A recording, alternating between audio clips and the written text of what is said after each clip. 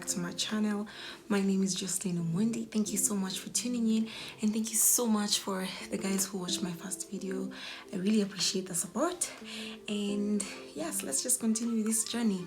So today's video will be basically about how to prepare yourself to study your masters, specifically in the UK. So I did my master's about a year ago and graduated like 2 months ago, and it was a good experience. But then so many people get the challenge of, how am I supposed to start making my application? How do I get a good university?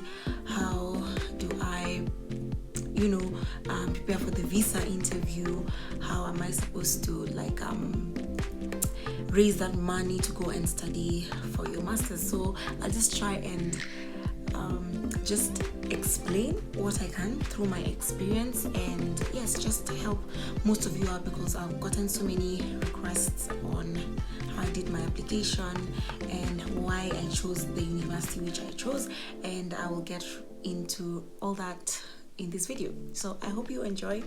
Make sure you like, share and subscribe. And when I started doing my application, just to say that there was little or no information about how I'd get my accommodation, about working in the UK, how to budget for yourself, how to balance work and study, all that kind of thing. So I just hope my experience will help many of you in reaching better decisions. The first thing is knowing what you want to do for your master's.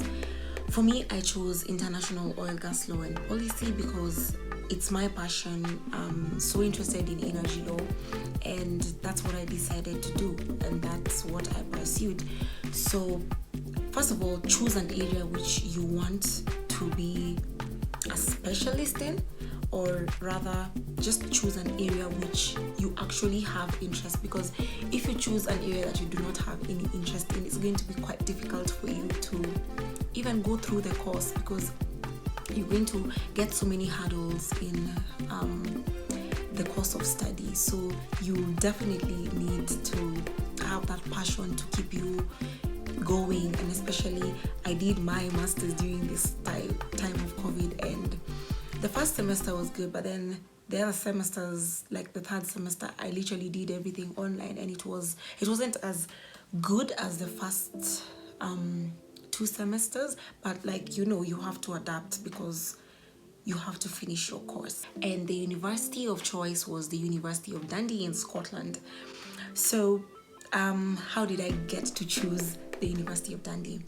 I really searched for my specific course and where it was best offered. Actually, what you need is your undergraduate certificate. I did law, LLB, at the Catholic University of Eastern Africa. Okay, fine. You would choose some universities which are in London, and then some are in Scotland. I chose Scotland because, okay, fine, you might find it's maybe the fees is like 17,250 pounds or 950 pounds, around there, and you'll find a university maybe offering the same or somehow the same course, but it's for 12,000 pounds. Now look at the cost of living, look at the cost, because London is damn expensive. Like, fine, you'd see that the school fees is little, but the living expenses are like over the top.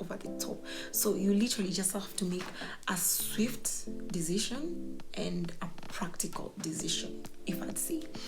So once you choose your university, as I told you, I chose the University of Dundee because it was the best for me and in energy law, and it was actually ranked number 1 last year in energy law, if I'm not wrong. It just has the best of rankings, and I would definitely recommend the University of Dundee to anyone who wants to study a course on energy, energy management, energy policy, energy law, anything at the center of energy, petroleum, mineral law and policy. That's just the center. It's a brilliant place to study. The professors are amazing, the students themselves are amazing, they're so brilliant. I met such wonderful people, and it's an experience I would never trade for anything. So again, choose your university. So when you're done choosing your university, again, look at the rankings. I applied to 2 universities and both universities accepted me, but I had to narrow down and like make a decision. I applied to Nottingham Trent University, and I also applied to the University of Dundee. So the University of Dundee, of course, I saw the rankings. The University of Dundee was higher, and it was also at the center, and so that's how I chose my university, due to the rankings and my specific course of study. So moving on to the next thing, once you've chosen your university, make sure you get to know what application documents you need for that specific university. So for my university, I needed of course your transcripts. For undergraduate, you need your certificate, you need your passport, like your passport, not passport, then what I think passport size photo, and you need a personal statement. A personal statement is just something about yourself and why you want to study in that university and why that university should choose you.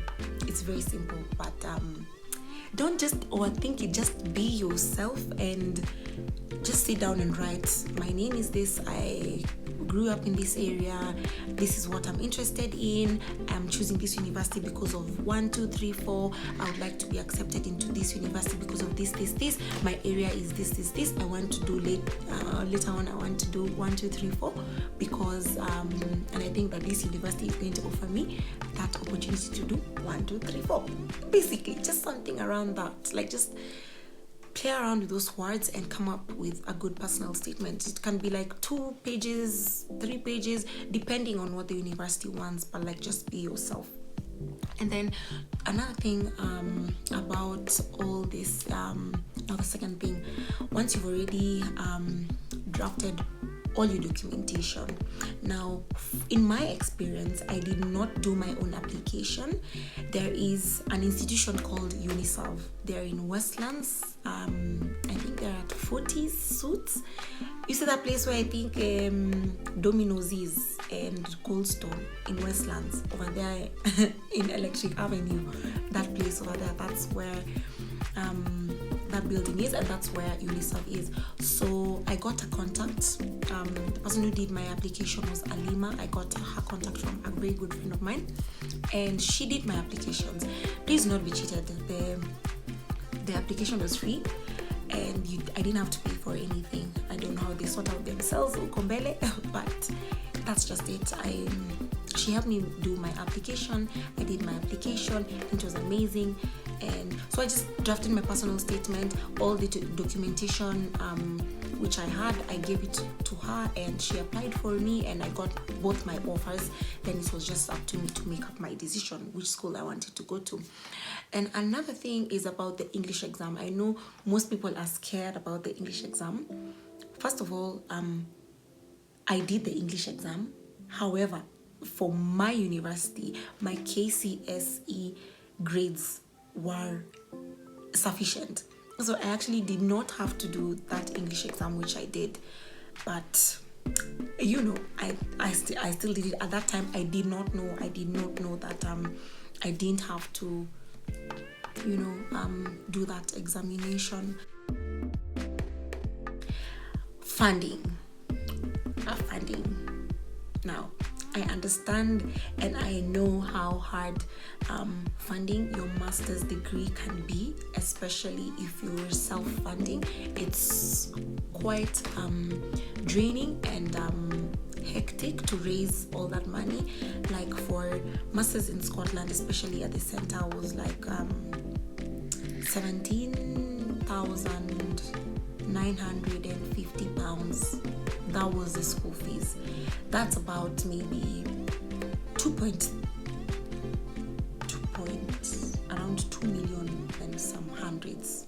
That's around the school fees, which is quite difficult.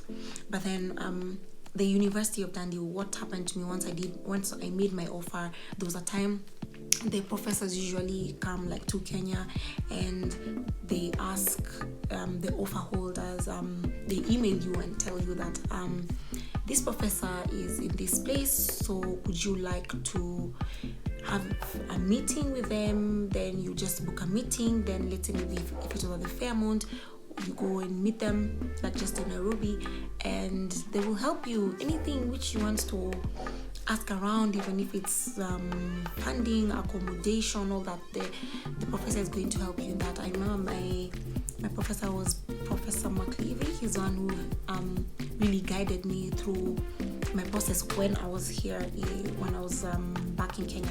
Funding, please make applications for scholarships. There are so many, and I know they are quite difficult to get, some of them, but just try your luck. And for my university, I got part scholarship for my university of worth £5,000. That's a really good amount of money. That was like 600 and something thousand Kenyan shillings for my fees, and that was really, really, really significant to me, and it really helped me a lot, and I'm very thankful for that scholarship. So once we're done with the funding, like just try and get to know how you're going to fund, your program. After that, your visa application. So how do you get around your visa application? Now, for the UK, they'll give you all the guidelines. Again, I used UNICEF. They prepped me for my visa application. By that time, let me tell you, before you go for your visa interview, okay, UNICEF will help you with all this information, but the bottom line thing is that have all the money in your account before you go for your interview. You have to have your living expenses and your school fees in the account. You don't have to have like all of it in the account. Okay, sometimes you could start paying your school fees a bit earlier, but then you're going to be given a document called the cash statement from your school. So that cash statement will show how much school fees you have paid and what is the balance. So that cash statement is really very important when you're going for your visa interview, because the school will say this is the amount of money that this student has paid, so you don't have to have it in your account. So they deduct it from the amount of money which is supposed to be in your account, if that makes sense. I hope that makes sense. So if you've paid school fees, they'll tell you the amount of school fees which you have paid, and then the balance they'll tell you. So that balance is what you should now have in your account, and that account is now what the visa people want to see. That yes, because usually when you're going to study in the UK, they want to know, can you survive there on your own? Like, are you able to survive on your own? What usually happens, as I said, again, I was prepped by UNICEF. They will have a day before, I think, your visa interview. They're going to give you a mock interview and ask you so many questions like why have you chosen your course of study, who are going to be your professors, what are you going to do afterwards after finishing your course, such kind of questions. But the truth is, I went for the interview. That morning I woke up, I read, I did the most. It was like I was studying for an exam, And then I go to the visa interview place, and then they ask me, what's your name? What's your date of birth? Thank you very much. Excuse me, I read. Ask me more questions. As in, that was all they asked me, yes? So, again, you don't have to really worry about that visa interview. As long as you have all your documentation in check, you're going to be good to go, okay? Actually, as in, just go to UNICEF. I think that's just the best place that they would advise you and give you the best advice about the visa interview. But that's just it. If I've forgotten anything, just reach out to me, and I will be in a position to help you, or maybe, I don't know, if I'll write a list or something of the things which you need. But I hope that information has helped you. So once you're done with your visa, of course, when you're getting your visa, what are you doing? We are going to pack our bags, and we are going to go. Now, when it comes to packing your bags and moving to study in the UK, please, my friends, don't carry many things like I did. I carried the most. I was thinking, I'm going to carry and do shopping over here for like warm clothes and things like that.